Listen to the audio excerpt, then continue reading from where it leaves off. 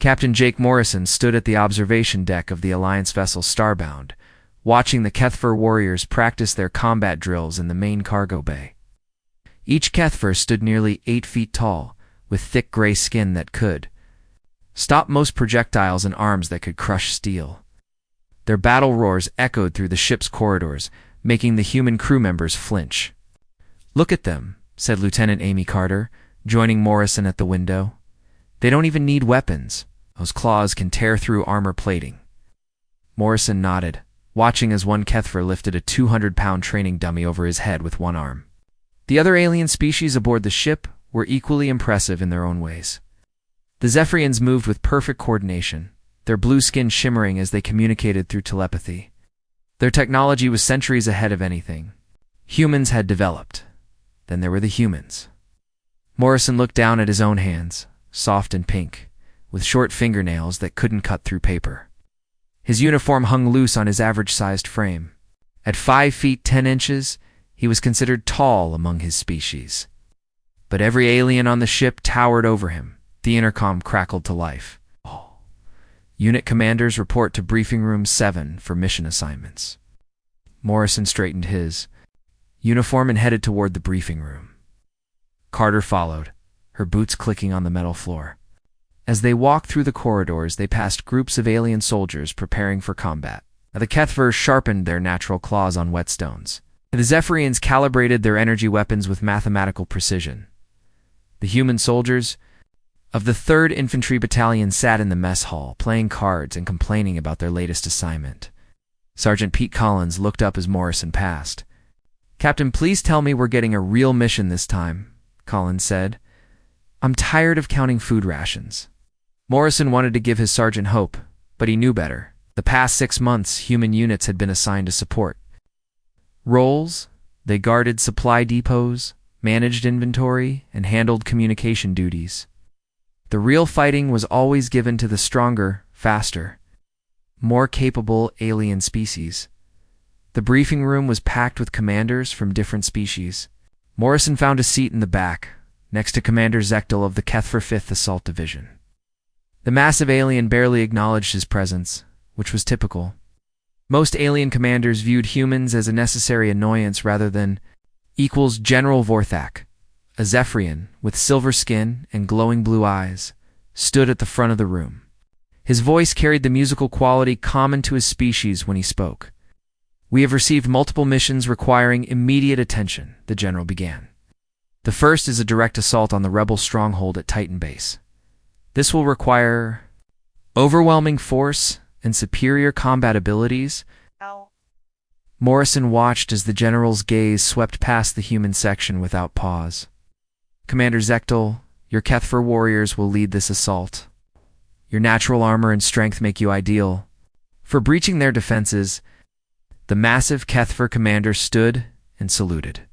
"My warriors are ready, General. We will crush the rebels beneath our feet." The second mission involves infiltrating the research station Omega. This requires advanced technology and perfect coordination. The general's blue eyes focused on a group of Zephyrian commanders. "Colonel Dextrin, your telepathic abilities and superior equipment make you the obvious choice for this operation."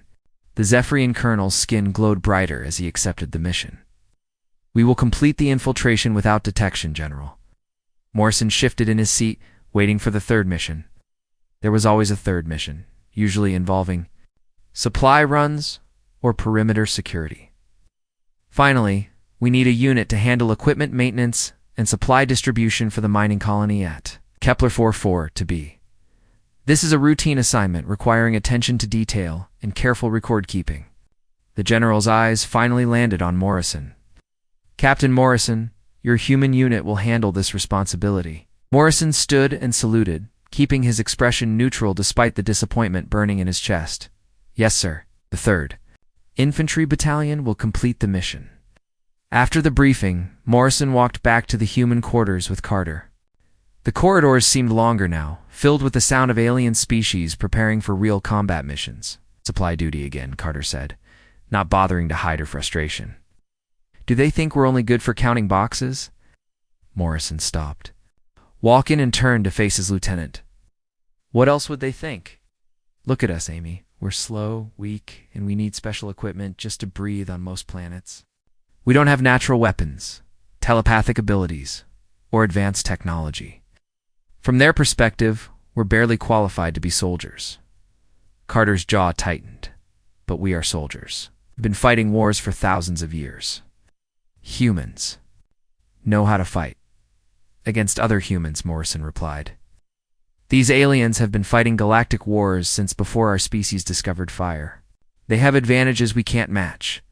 They continued walking in silence until they reached the human section of the ship. The area was smaller than the quarters assigned to other species, with lower ceilings and narrower corridors designed for human proportions. Everything about their accommodations screamed second class. In the common area, Sergeant Collins was briefing the other human soldiers about their new assignment. The men and women of the 3rd Infantry Battalion listened with resigned expressions. They had heard it all before. Equipment maintenance and supply distribution, Collins was saying. We'll be checking inventory lists and making sure the real soldiers have everything they need. Private Danny Kim raised his hand. Sergeant Do, we ever get to do actual fighting? Collins glanced at Morrison, who had just entered the room. It's not up to us, Private. We do what we're told. Morrison looked around the room at his soldiers. They were good people, trained and disciplined. But compared to the aliens aboard the ship, they looked like children playing dress-up in military uniforms. The truth was hard to accept. But it was still the truth. In a galaxy full of species with natural advantages, humans were at the bottom of the food chain. They were useful for support roles, but when it came to real combat, they were a liability. Morrison dismissed his soldiers and headed to his quarters. Tomorrow, they would begin another routine assignment, handling supplies while the real warriors fought the real battles. It was their place in the galactic order, and there seemed to be no way to change it. The emergency klaxon blared through the starbound at 0400 hours, jerking Captain Jake Morrison from his sleep. Red lights flashed in the corridors as crew members rushed to their stations. Morrison grabbed his uniform and ran toward the command center, his heart pounding. General Vorthak stood at the main display screen, his blue skin darker than usual. The image showed a planet covered in smoke and fire. Buildings lay in ruins, and strange dark shapes moved between the wreckage. What happened? Commander Zechtel demanded, his massive frame filling the doorway. Kepler-4 for DB has gone dark, the general said. All communications stopped 6 hours ago. The last transmission was a distress call. Morrison felt his stomach drop. Kepler 442b was where his unit was supposed to go for their supply mission. The mining colony housed over 10,000 civilians. Play the final transmission, General Vorthak ordered. The screen flickered, showing a terrified human face covered in blood. The man's eyes darted back and forth as explosions echoed in the background. They came out of nowhere, the man gasped. We can't see them until they attack. They're moving through the wall somehow. The security forces are gone. Everyone is gone. They're hunting us like animals. The transmission cut to static. The command center fell silent except for the hum of ship systems. What kind of enemy can move through walls? Colonel Dexterin asked, his telepathic voice echoing in everyone's minds. Unknown, the general replied. Our database has no record of this attack pattern. We're dealing with a new threat. Within 2 hours, the largest rescue fleet in Alliance history was assembled. 3 Kethver assault ships, 2 Zephyrian stealth cruisers, and a dozen support vessels headed toward Kepler-4 for Tabi. The human ships, including the Starbound, followed at the rear of the formation. Morrison stood with his officers as they reviewed what little intelligence they had. The mining colony was built into a series of underground tunnels and surface facilities the enemy could move through. Walls, the tunnels would be death traps. Sir, what are our orders? Lieutenant Amy Carter asked. We secure the landing zone and establish a supply depot, Morrison replied. Same as always. But something felt different this time. The alien commanders seemed nervous, which Morrison had never seen before. Even the mighty Kethver warriors checked their weapons twice. The fleet dropped out of hyperspace, near Kepler 4-4, to be 12 hours later. The planet looked wrong from orbit. The usual lights from the mining facilities were dark. Smoke rose from multiple locations across the surface. Scanning for life signs, reported the ship's AI, detecting approximately 300 survivors in scattered locations. No hostile contacts visible? No contacts? General Vorthak frowned. Where's the enemy? The first wave of troops landed at the main colony entrance. Morrison watched from the starbound as 200 Kethfer warriors charged down the ramps of their transport ships. Their battle cries echoed across the landscape as they formed attack lines. For 10 minutes, everything seemed normal. The Kethvar advanced into the colony ruins, their heavy footsteps crushing debris. Then the screaming started. Alpha Squad. Report, Commander Zechtel's voice crackled over the radio. Static answered him. Beta Squad, what is your status? More static? On the command screen, Morrison watched the life signs of Kethfer warriors disappear one by one. There was no enemy fire, no explosion signatures, no signs of combat. The warriors were just there one moment and gone the next. Units fall back to the landing zone, General Vorthak ordered, but the Kethfer warriors couldn't fall back. They were being picked off as they tried to retreat. Morrison watched a massive warrior turn to run, then collapse as something invisible struck him down. Deploy the Zephyrians, the general commanded. The second wave was different. Zephyrian soldiers moved in perfect formation, their advanced sensors sweeping the area, their energy weapons charged with blue light as they advanced cautiously into the colony. For a moment it looked like their technology might make the difference. Their sensors detected movement in the ruins, and they fired coordinated volleys at the signatures. But the energy beams passed through empty air. Then the Zephyrians started falling too. Their perfect formation crumbled as soldiers were dragged into the shadows by invisible hands. Their telepathic screams filled the minds of everyone on the ships. Morrison watched in horror as the most elite forces in the galaxy were systematically destroyed by an enemy they couldn't see or fight. The survivors who made it back to the landing zone were terrified, their eyes wide with shock. They're not there until they attack, gasped a wounded Zephyrian. Our sensors can't lock onto them. They phase in and out of reality. They know our tactics, added a limping Kethfer warrior. Yes. Every move we made, they were ready for it. General Vorthak stared at the tactical display, showing the locations of the fallen soldiers. Over 400 of the Alliance's best warriors had been lost in less than 2 hours. Sir, Morrison said, stepping forward. Request permission to examine the enemy's attack patterns. The general barely looked at him. This is not a job for humans, Captain. We need real soldiers. But Morrison had been studying the tactical data. The enemy wasn't just invisible. We're smart. Every time the Alliance forces formed up in standard battle formations, the enemy countered perfectly. When the Kethfer charged, the enemy used hit-and-run tactics. When the Zephyrians tried coordinated attacks, the enemy scattered and regrouped. They're fighting like guerrillas, Morrison muttered to Carter. This isn't a conventional enemy. What do you mean? Carter asked. They're using our own tactics against us. Every doctrine in the Alliance military assumes your enemy will fight fair, stand and fight, follow rules of engagement. But this enemy doesn't follow any rules. On the screen, another group of volunteers was preparing to land. These were elite troops from 3 different species. Armed with the best weapons the Alliance could provide, Morrison knew they would fail too. The enemy had already proven they could defeat superior firepower and technology. They were fighting a completely different kind of war. Sir, Morrison said again, louder this time. I think we need to try a different approach. General Vorthak turned to him with glowing eyes. What could humans possibly offer that our best warriors cannot?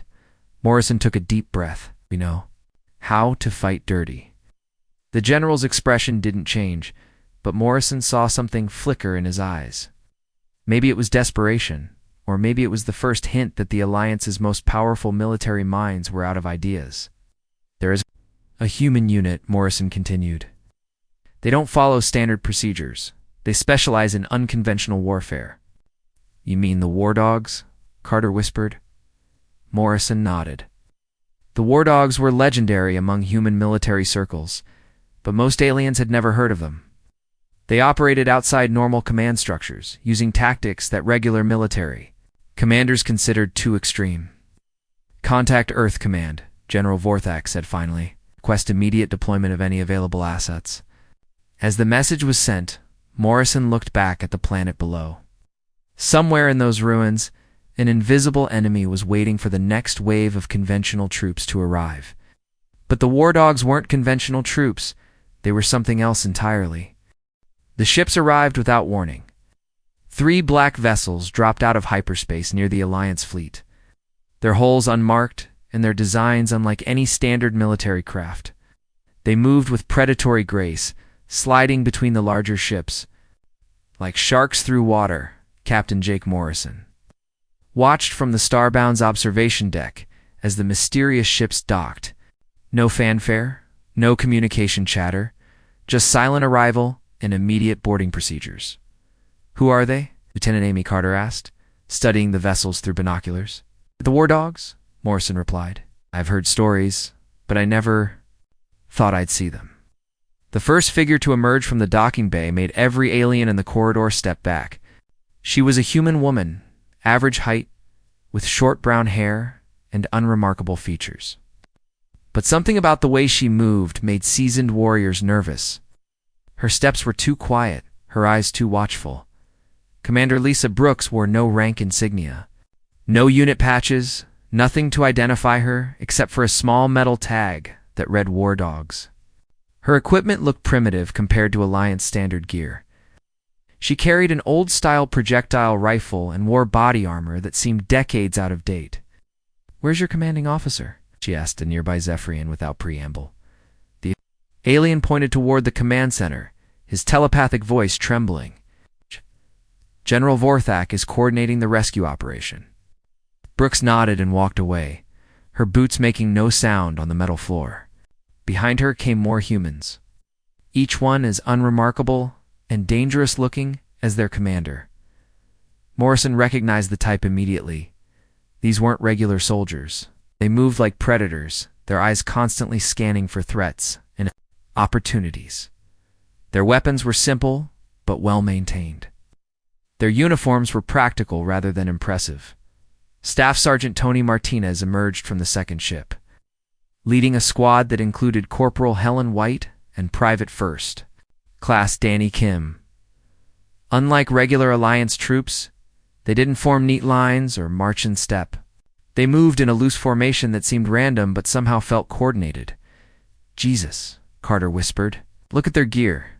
The war dogs carried equipment that looked like museum pieces, projectile weapons instead of energy rifles, chemical explosives instead of plasma charges, simple radio communicators instead of quantum entanglement systems. Everything about them screamed primitive technology, but Morrison noticed other details. Their weapons were spotless and ready. Ow. Their movements were economical and purposeful. When they looked at something, they really saw it, taking in details that regular soldiers missed. "They look like hunters," Carter observed.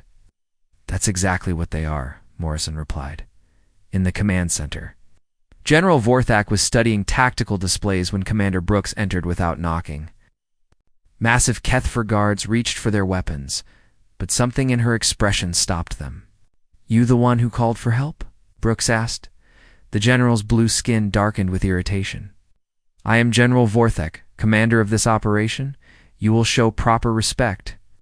Brooks ignored the protocol and walked to the main display screen. "Tell me about the enemy." "We are dealing with an unknown species that can phase through solid matter. They have eliminated over 400 of our best warriors using stealth tactics and superior technology." Brooks studied the tactical data for 30 seconds, then turned back to the general. "Your warriors are dead because they fought stupid." The command center fell silent. Commander Zechtel stepped forward, his massive frame towering over the human woman. "You dare insult the fallen?" Brooks looked up at him without flinching. "I'm stating facts. Your people charged in like it was a parade ground exercise. Used standard formations against an enemy that doesn't fight standard battles. Our tactics have proven effective across the galaxy," General Vorthak said coldly. "Against enemies that play by your rules," Brooks replied. This enemy doesn't care about your rules. They're hunters, and they've been hunting you. She turned back to the display screen. But now, they're going to learn what it feels like to be hunted. Brooks activated her communicator. All teams, download the tactical data and prepare for immediate deployment. Standard infiltration protocols. Commander, the general interrupted. My forces will support your operation with covering fire and no, Brooks said firmly. Your forces will stay on the ships. Every time you send troops down there, you're feeding the enemy intelligence about our capabilities. You cannot handle. This alone, you have maybe 50 soldiers. Brooks smiled and the expression was not reassuring. 50 is more than enough.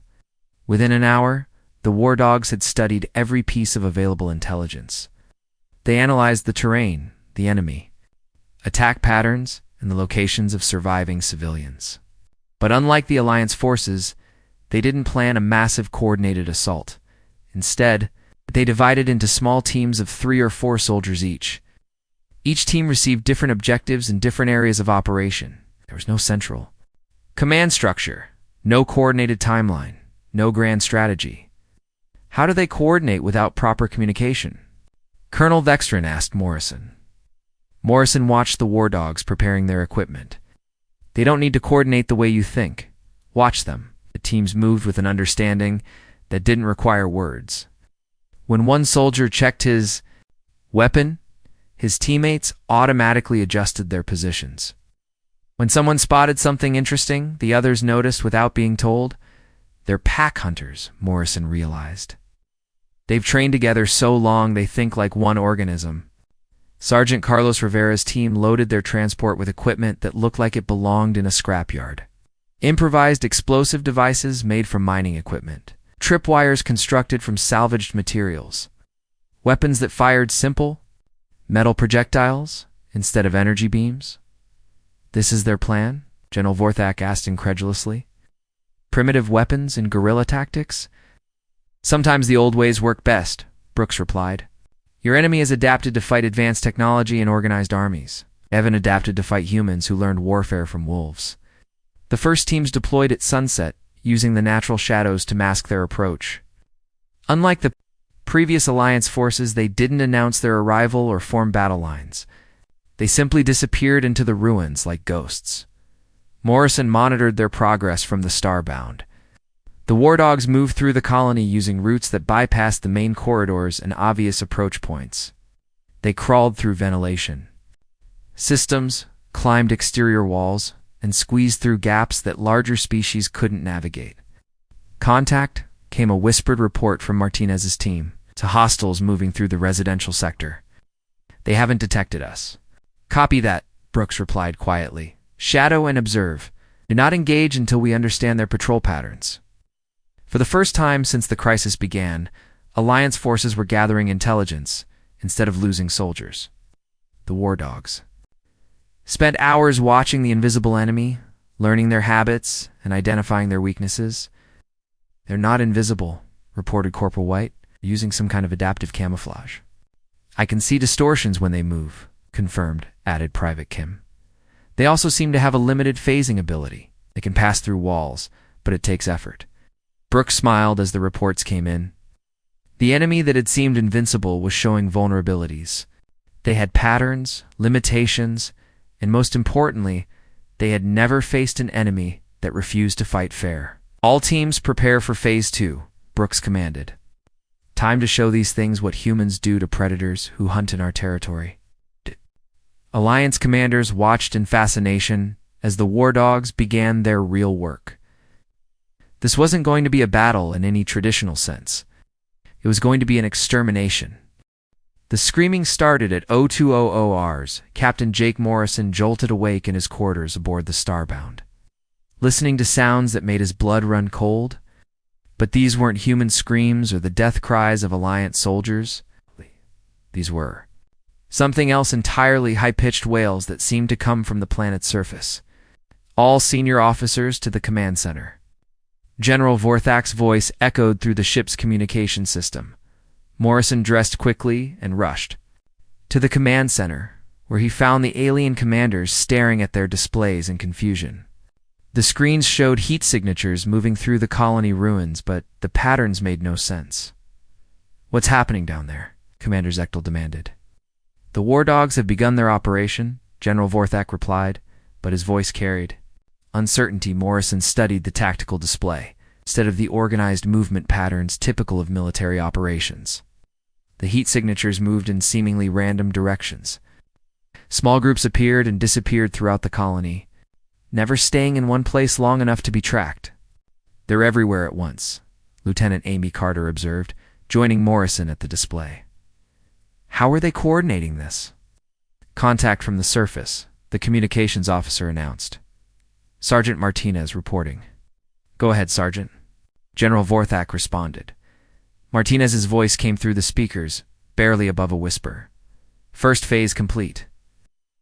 We've identified 17 enemy positions and mapped their patrol routes. Beginning Phase 2 now." "What is Phase 2? The general asked. Static answered him for several seconds before Martinez replied. "Psychological warfare." The next few hours were unlike anything in Alliance military history. The war dogs didn't engage the enemy directly. Instead, it began a campaign of terror that turned the hunters into the hunted. Sergeant Carlos Rivera's team had spent the night rigging explosive devices throughout the colony's tunnel system. But these weren't random bombs meant to cause maximum damage. They were carefully placed psychological weapons designed to create fear and confusion. When the first device detonated, it didn't kill any enemies. Instead, it collapsed a section of tunnel that the invisible creatures had been using as a safe passage. The explosion was followed by a recording of earth wolves howling, broadcast through the colony's emergency speakers. "What are they doing?" Colonel Vexron asked, his telepathic voice filled with confusion. Morrison was beginning to understand. "They're making the enemy afraid." The second explosion came 30 minutes later in a different section of the colony. This time, the recording was different. The roar of a grizzly bear mixed with human war chants. The sound echoed through the underground passages, amplified by the tunnel acoustics. But the real psychological warfare was more subtle. Corporal Helen White's team had been leaving evidence of their presence throughout the colony, not obvious signs that would give away their positions, but careful arrangements that spoke to humanity's capacity for creative violence. They hung the body of a dead enemy creature from a support beam, positioned so that other creatures would find it when they rounded a corner. They arranged mining equipment into crude weapons and left them where enemies would discover them. They painted warnings on walls using a mixture of human blood and alien jode. Each discovery was designed to send a message. Humans were not prey. They were predators, and they were hunting. Private First Class Danny Kim's team had taken a different approach. They had captured one of the enemy creatures alive, something that Alliance forces hadn't managed to do despite their superior technology. The creature was small, about the size of a human child, with dark skin that seemed to absorb light. "How did you catch it?" Commander Brooks asked over the radio. "Old-fashioned pit trap," Kim replied. "Covered it with debris and waited." "These things are smart, but they don't expect primitive tactics."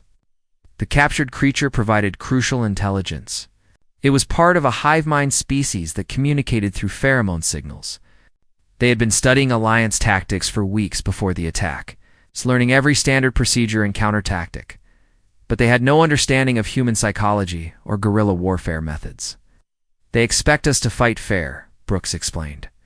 "To her teams, they've adapted to counter-energy weapons, organized formations, and predictable tactics. They haven't adapted to deal with humans who fight like our ancestors did." The real turning point came when Martinez's team discovered the enemy's central nest. It was located in the deepest part of the mining complex, where the creatures had built a structure that defied physics. The walls seemed to shift and flow, and the air itself appeared thick and dark. Instead of calling for reinforcements or planning a coordinated assault, Martinez did something that would have gotten him court-martialed in any regular army. Rigged the entire section with improvised explosives and chemical weapons made from mining supplies. "Command, this is Martinez. I'm about to do something that's going to piss off a lot of things down here." Negative, Sergeant. Wait for backup, General Vorthak ordered. With respect, General, backup won't help with this. These things have been hunting in packs for probably millions of years. Time to show them what human pack hunting looks like. Martinez detonated his charges simultaneously, collapsing 3 levels of the mining complex and filling the lower tunnels with toxic gases. The explosion was followed by the sound of human voices singing an old military cadence broadcast through speakers. His team had positioned throughout the area. The psychological effect was immediate and devastating. The enemy creature's pheromone-based communication system couldn't function in the chemical-filled air. Their ability to phase through walls was disrupted by the structural collapse. Most importantly, their hive mind coordination fell apart. 4. The first time since the attack began, individual enemy creatures made mistakes. They panicked, broke formation, and began fleeing rather than hunting. That's when the war dogs struck with lethal efficiency. Small teams of humans emerged from hiding places throughout the colony, using the enemy's confusion to launch coordinated attacks. They moved like persistence hunters, driving the terrified creatures toward prepared ambush points. Corporal White's team had set up overlapping fields of fire in the main corridor. When fleeing enemies ran into the kill zone, they faced a devastating crossfire of projectile weapons that they're adaptive. Camouflage couldn't defend against.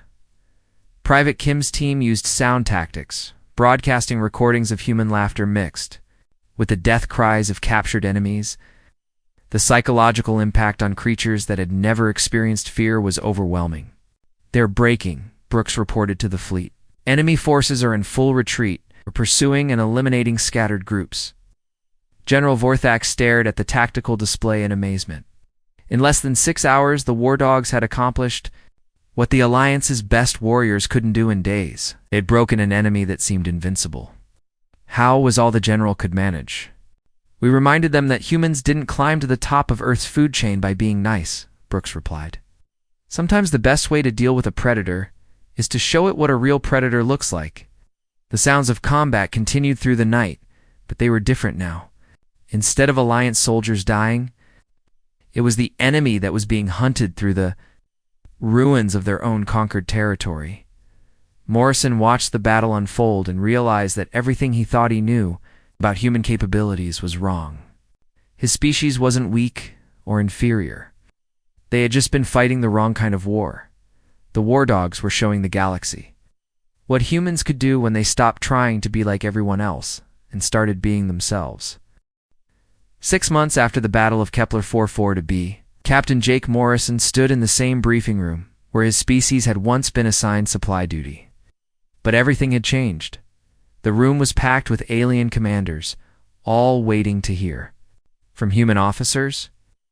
General Vorthak sat at the front, his blue skin bright with respect as he listened to Commander Lisa Brooks deliver her tactical assessment. "The Void Hunter incursion has been completely eliminated," Brooks reported. "Our deep reconnaissance teams have confirmed 0 enemy presence in this sector. The threat is neutralized." Commander Zechtel leaned forward in his chair. "How can you be certain they won't return?" Brooks smiled the same predatory smile that had terrified enemies on dozens of worlds. "Because we didn't just beat them, we broke them psychologically. Our intelligence intercepts show they've classified this entire region as a forbidden zone. Call it the territory of the persistence demons." Morrison watched the alien faces around the room. These were the same commanders who had treated humans like second-class soldiers just months ago. Now they hung on every word from human tactical specialists. "The HFY High Command has requested human advisors for their upcoming campaign against the rebel coalition," General Vorthak announced. They specifically asked for unconventional warfare specialists. "The Zephyrians want joint training exercises," added Colonel Dextrin. "Our traditional tactics proved insufficient against asymmetric threats." Brooks nodded. "We can provide training teams, but you need to understand something. Human warfare isn't just about different weapons or tactics. It's about thinking differently." Activated the holographic display, showing footage from the Kepler 44b operation. The images showed war dogs moving through the colony ruins like ghosts, setting traps, conducting psychological operations, and hunting enemies that had terrorized conventional forces. Your species developed warfare as an extension of your natural abilities, Brooks continued. The Kethfer fight like the predators you are. Zephyrians coordinate like the hive minds you evolved from. But humans had to learn to hunt creatures bigger, faster, and stronger than we were. The display changed to show Earth's prehistoric hunters tracking mammoth herds across frozen tundra, small groups of humans with primitive weapons bringing down massive beasts through persistence, coordination, and relentless pressure. We learned to turn our weaknesses into weapons. We're slow, so we developed endurance that lets us outlast anything. We're weak, so we learned to use tools and terrain. We're small, so we learned to hunt in coordinated packs, Morrison thought. About his own transformation over the past months, the 3rd Infantry Battalion was no longer assigned to supply duty. They were now classified as an irregular warfare unit, specializing in operations that conventional forces couldn't handle. His soldiers had been retrained by War Dogs instructors and techniques that regular military academies didn't teach. Learn to move silently, set ambushes, conduct psychological operations, and fight enemies that didn't follow standard tactical doctrines. Lieutenant Amy Carter entered the briefing room and saluted. Sir, the new mission parameters have arrived. Morrison read the orders and felt a familiar surge of pride. The 3rd Infantry was being assigned to lead a joint operation against pirate bases in the Outer Rim. For the first time in Alliance history, human forces would command alien units. Gentleman, Morrison announced to the room, the pirate lords of Tau Ceti have been raiding merchant convoys for 2 years. Traditional naval patrols haven't been effective because the pirates use hit-and-run tactics. Commander Zechtel stood up. My warriors attempted to assault their main base last year. The pirates scattered before we could engage them properly. That's because you were fighting their kind of war, Morrison replied. Pirates are essentially guerrilla fighters who use speed and stealth instead of standing battles. You can't beat them by being stronger or more organized. Morrison activated his own tactical display. But you can beat them by being more unpredictable, more persistent, and more willing to fight dirty than they are. The plan Morrison outlined would have been impossible 6 months ago. It involved human ships operating independently using deception and false intelligence to draw pirate forces into a series of traps. Alien forces would provide heavy support, but humans would coordinate the overall strategy. The key is making them think they're hunting us while we're actually hunting them, Morrison explained. We use damaged ships as bait, fake distress, signals to draw them into ambushes, and psychological warfare to break their morale. Over the following weeks, Morrison watched his species' reputation continue to transform throughout the galaxy. News of human tactical successes spread from system to system. The Void Hunter defeat had been just the beginning. Rebel groups that had resisted Alliance forces for years suddenly found themselves facing human advisors who understood insurgency warfare. Pirate organizations discovered that their hit-and-run tactics were useless against enemies who had perfected the same techniques thousands of years earlier. Most importantly, other species began studying human military history. They learned about conflicts like Vietnam, Afghanistan, and countless other wars were smaller. Less equipped forces had defeated technologically superior enemies through persistence, adaptation, and unconventional thinking. Sergeant Pete Collins approached Morrison after a training exercise where human soldiers had successfully outmaneuvered a Kethfer unit 3 times their size. Captain, remember when we used to complain about counting supply crates? Collins asked. Morrison laughed. That feels like a different lifetime. The Kethfer commander asked me how we knew where his warriors would be before they got there. I told him we didn't. We just knew where we would go if we were them, then made sure those places were death traps. That evening, Morrison received a communication from Earth Command. The message was brief but significant. All human military units are hereby redesignated as Special Operations Forces. Standard infantry classifications no longer apply to human personnel. The transformation was complete. Humans were no longer the galaxy's weakest military force. They had become its most specialized and feared warriors. But the real change went deeper than military classifications. Other species were beginning to understand that diversity in warfare wasn't just useful. It was essential. The galaxy's conflicts were becoming more complex, and traditional military thinking wasn't enough anymore. Commander Brooks found Morrison in the observation lounge, watching the stars drift past as the Starbound traveled to its next assignment. Any regrets about the supply duty? She asked. Morrison shook his head. We were never meant to be supply clerks. We just needed someone to give us a real war to fight. And now? Morrison looked out at the stars, thinking about all the worlds where human tactical advisors were teaching alien forces new ways to think about conflict. Now the galaxy is learning what we've always known. Sometimes the best way to win a war is to refuse to fight it the way your enemy expects. Brooks nodded. The universe is a big place, full of threats that don't follow the rules. It's a good thing humans never learned to follow rules either. As the Starbound jumped to hyperspace, carrying its crew toward another impossible mission, Morrison reflected on how much had changed. His species was no longer a joke among the galactic military community. They had become something much more valuable. The specialists you called when conventional warfare wasn't enough. When you needed someone who understood that the best weapon in any conflict was the ability to think differently than your enemy. The galaxy had learned to fear human ingenuity, persistence, and creativity. But more importantly, it had learned to respect these qualities. In a universe full of conventional warriors, humans had found their place as the ultimate unconventional force.